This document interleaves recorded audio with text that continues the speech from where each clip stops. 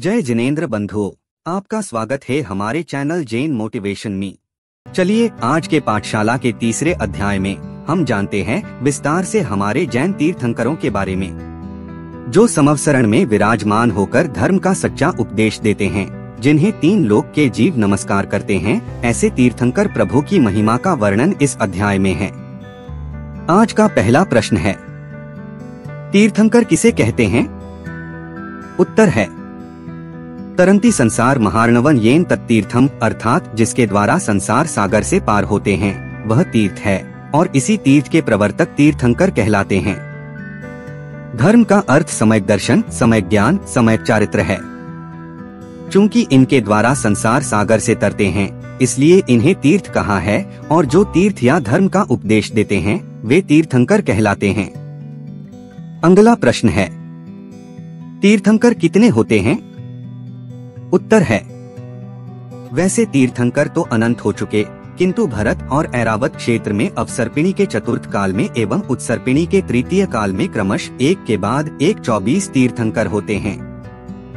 अगला प्रश्न है, विदेह क्षेत्र में कितने तीर्थंकर होते हैं? उत्तर है, विदेह क्षेत्र में 20 तीर्थंकर तो विद्यमान रहते ही हैं, किंतु 5 विदेह में अधिक से अधिक 160 तीर्थंकर हो सकते हैं। अगला प्रश्न है, अढ़ाई द्वीप में एक साथ अधिक से अधिक कितने तीर्थंकर हो सकते हैं? उत्तर है, अढ़ाई द्वीप में एक साथ अधिक से अधिक 170 तीर्थंकर हो सकते हैं, जिनमें से विदेह में 160, भरत में 5 और ऐरावत में 5 तीर्थंकर हो सकते हैं। अगला प्रश्न है, क्या कभी एक साथ 170 तीर्थंकर हुए थे? उत्तर है, सुनते हैं कि अजितनाथ तीर्थंकर के समय एक साथ 170 तीर्थंकर हुए थे। अगला प्रश्न है, तीर्थंकरों के कितने कल्याणक होते हैं? उत्तर है, तीर्थंकरों के 5 कल्याणक होते हैं। गर्भ, जन्म, दीक्षा या तप, ज्ञान और मोक्ष कल्याणक। अगला प्रश्न है, क्या भरत, ऐरावत एवं विदेह सभी जगह 5 कल्याणक वाले तीर्थंकर होते हैं? उत्तर है, नहीं, भरत ऐरावत में 5 कल्याणक वाले ही तीर्थंकर होते हैं, किंतु विदेह क्षेत्र में 2, 3 और 5 कल्याणक वाले भी होते हैं। 2 में ज्ञान और मोक्ष कल्याणक, 3 में दीक्षा, ज्ञान और मोक्ष कल्याणक होते हैं। अगला प्रश्न है, तीर्थंकर की कौन कौन सी विशेषताएं होती हैं? उत्तर है, तीर्थंकरों की प्रमुख विशेषताएं निम्न हैं। 1. तीर्थंकर के दाढ़ी मूछ नहीं होती है। 2. तीर्थंकर बालक माता का दूध नहीं पीते, किंतु सौधर्म इंद्र जन्माभिषेक के बाद उनके दाहिने हाथ के अंगूठे में अमृत भर देते हैं, जिसे चूसकर वह बड़े होते हैं। 3. दीक्षा के पूर्व जीवन भर देवों के द्वारा दिया गया ही भोजन एवं वस्त्राभूषण ग्रहण करते हैं। 4. तीर्थंकर स्वयं दीक्षा लेते हैं। 5. तीर्थंकर को बालक अवस्था में, गृहस्थ अवस्था में एवं मुनि अवस्था में भी मंदिर जाना आवश्यक नहीं होता। उनका अन्य मुनि से गृहस्थ अवस्था में साक्षात्कार भी नहीं होता। 6. तीर्थंकरों के कल्याणकों के समय पर नारकी जीवों को भी कुछ क्षण के लिए आनंद की अनुभूति होती है। 7. तीर्थंकर मात्र सिद्ध परमेष्ठी को नमस्कार करते हैं। 8. नमः सिद्धेभ्यः बोलते हैं। 8. तीर्थंकरों के 46 मूल गुण होते हैं। 9. तीर्थंकर सर्वांग सुंदर होते हैं। अगला प्रश्न है, तीर्थंकर के चिन्ह कौन रखता है? उत्तर है, जब सौधर्म इंद्र तीर्थंकर बालक का पांडुकशिला पर जन्माभिषेक करता है, उस समय तीर्थंकर के दाहिने पैर के अंगूठे पर जो चिन्ह दिखता है वह इंद्र उन्हीं तीर्थंकर का वह चिन्ह निश्चित कर देते हैं। अगला प्रश्न है, कौन से क्षेत्र के तीर्थंकर का कौन सी शिला पर जन्माभिषेक होता है? उत्तर है, भरत क्षेत्र के तीर्थंकरों का पांडुक शिला पर, पश्चिम विदेह के तीर्थंकरों का पांडु कंबला शिला पर, ऐरावत क्षेत्र के तीर्थंकरों का रक्त शिला एवं पूर्व विदेह के तीर्थंकरों का रक्त कंबला शिला पर जन्माभिषेक होता है। अगला प्रश्न है, कौन से तीर्थंकरों के शरीर का वर्ण कौन सा था? उत्तर है, कृत्रिम जिन चैत्य की पूजा के अध्यय में तीर्थंकरों के शरीर का वर्ण इस प्रकार कहा है।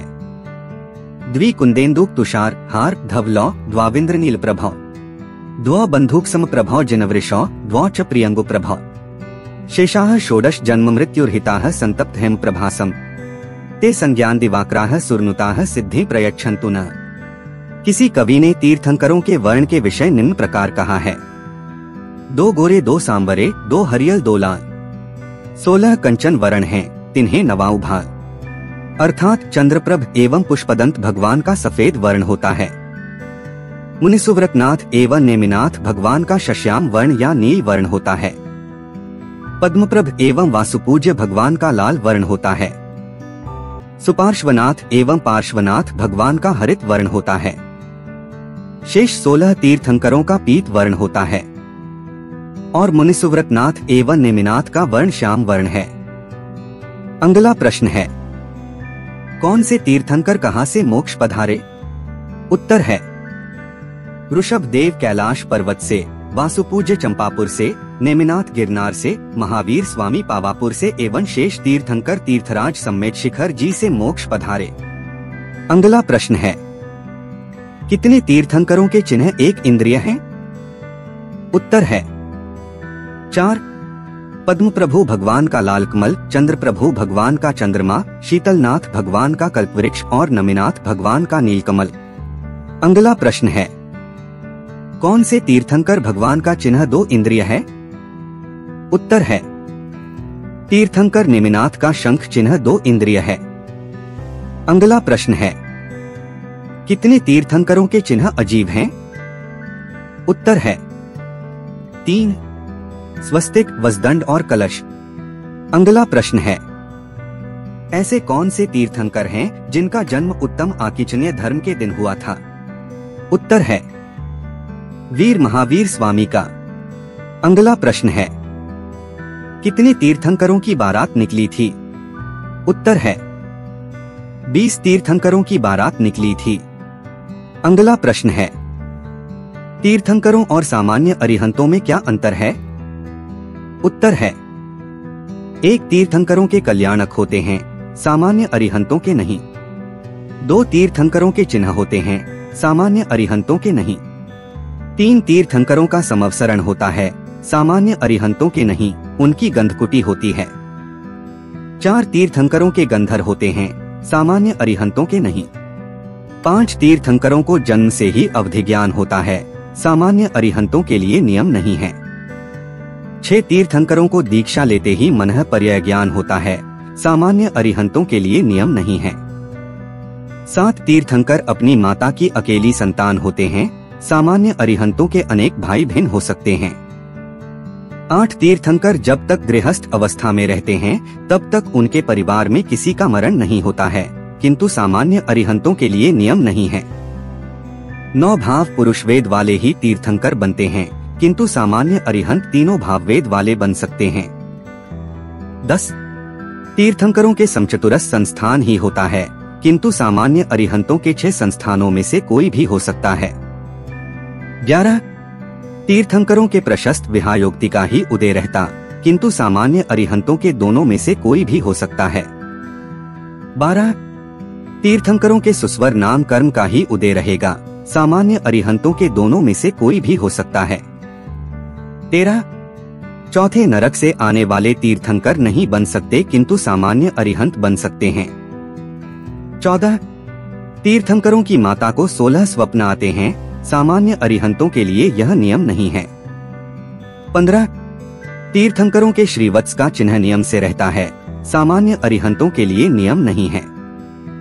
16 तीर्थंकरों की दिव्य ध्वनि नियम से खिरती है, सामान्य अरिहंतों के लिए नियम नहीं है, जैसे मूक केवली की नहीं खिरती है। अगला प्रश्न है, किन तीर्थंकर के साथ कितने राजाओं ने दीक्षा ली थी?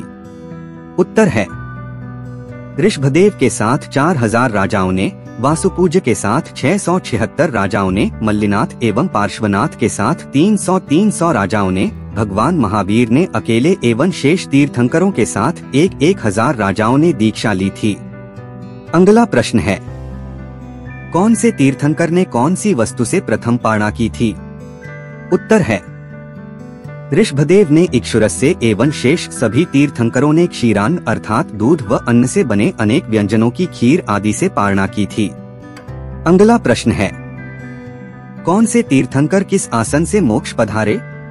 उत्तर है, पहले वृषभनाथ, 12वें वासुपूज्य और 22वें नेमिनाथ तो पद्मासन से एवं शेष सभी तीर्थंकर कायोत्सर्गासन अर्थात खड्गासन से मोक्ष पधारे थे, किंतु समवसरण में सभी तीर्थंकर पद्मासन में ही विराजमान होते हैं। अगला प्रश्न है, कौन से तीर्थंकर के समवसरण का कितना विस्तार था? उत्तर है, वृषभदेव का समवसरण 12 योजन एवं आगे आगे नेमिनाथ तक प्रत्येक तीर्थंकर में 1 योजन घटाते जाना है एवं पार्श्वनाथ एवं महावीर में 1-1 योजन घटाना है। तब पार्श्वनाथ का समवसरण 1.25 योजन एवं महावीर स्वामी का समवसरण 1 योजन का था। 4 कोस बराबर 1 योजन, 2 मील बराबर 1 कोस एवं 1.5 किलोमीटर का 1 मील अर्थात 1 योजन में 12 किलोमीटर होते हैं। अगला प्रश्न है, सबसे कम गणधर कौन से तीर्थंकर के थे? उत्तर है, सबसे कम मात्र 10 गणधर तीर्थंकर पार्श्वनाथ के थे। अगला प्रश्न है, सबसे अधिक गणधर कौन से तीर्थंकर के थे? उत्तर है, सबसे अधिक 116 गणधर तीर्थंकर सुमतिनाथ के थे। अगला प्रश्न है, सभी तीर्थंकर के कुल कितने गणधर थे? उत्तर है, सभी तीर्थंकर के कुल 1452 गणधर थे। अगला प्रश्न है, 5 बाल ब्रह्मचारी तीर्थंकर के नाम कौन कौन से हैं? उत्तर है, वासुपूज्य, मल्लिनाथ, नेमिनाथ, पार्श्वनाथ एवं महावीर। अगला प्रश्न है, 3 पदवियों से विभूषित तीर्थंकर के नाम कौन कौन से हैं? उत्तर है, शांतिनाथ, कुंथुनाथ, अरहनाथ। ये तीनों तीर्थंकर चक्रवर्ती एवं कामदेव तीनों पदों के धारक थे। अगला प्रश्न है, किन तीर्थंकर पर मुनि अवस्था में उपसर्ग हुआ था? उत्तर है, सुपार्श्वनाथ, पार्श्वनाथ एवं तीर्थंकर महावीर पर मुनि अवस्था में उपसर्ग हुआ था। अगला प्रश्न है, तीर्थंकर 24 ही क्यों होते हैं? उत्तर है, आचार्य सोमदेव से जब यह प्रश्न किया गया तब उनका उत्तर था, इस मान्यता में कोई अलौकिकता नहीं है, क्योंकि लोक में अनेक ऐसे पदार्थ हैं जैसे ग्रह, नक्षत्र, राशि, तिथियां और तारागण जिनकी संख्या काल योग से नियत है। तीर्थंकर सर्वोत्कृष्ट होते हैं, अत उनके जन्म काल योग भी विशिष्ट उत्कृष्ट ही होना चाहिए या होते हैं। ज्योतिषाचार्यों का, जिनमें स्व. नेमीचंद आरा भी थे, मत है कि प्रत्येक कल्पकाल के 2 क्षमा सुषमा काल में ऐसे उत्तम काल योग 24 ही पड़ते हैं जिनमें तीर्थंकर का जन्म होता है या हो सकता है। विष्णु के भी अवतार 24 ही हैं, बौद्धों ने भी 24 बुद्ध और ईसाइयों ने भी 24 ही पुरखे स्वीकार किए हैं। अगला प्रश्न है, 30 चौबीसी के 720 तीर्थंकर कैसे कहे जाते हैं? उत्तर है, अढ़ाई द्वीप में 5 भरत क्षेत्र और 5 ऐरावत क्षेत्र अर्थात कुल 10 क्षेत्र हैं। इनमें प्रत्येक क्षेत्र में तीनों कालों के 7272 तीर्थंकर होते हैं, अतः 10 क्षेत्रों के तीनों काल संबंधी 720 तीर्थंकर कहे जाते हैं। हमारा वीडियो देखने के लिए आपका धन्यवाद। अगला अध्याय देखने के लिए लाइक और सब्सक्राइब करके जाएं। हम अगले वीडियो में आपसे जल्दी मिलते हैं, तब तक ख्याल रखें और खुश रहें।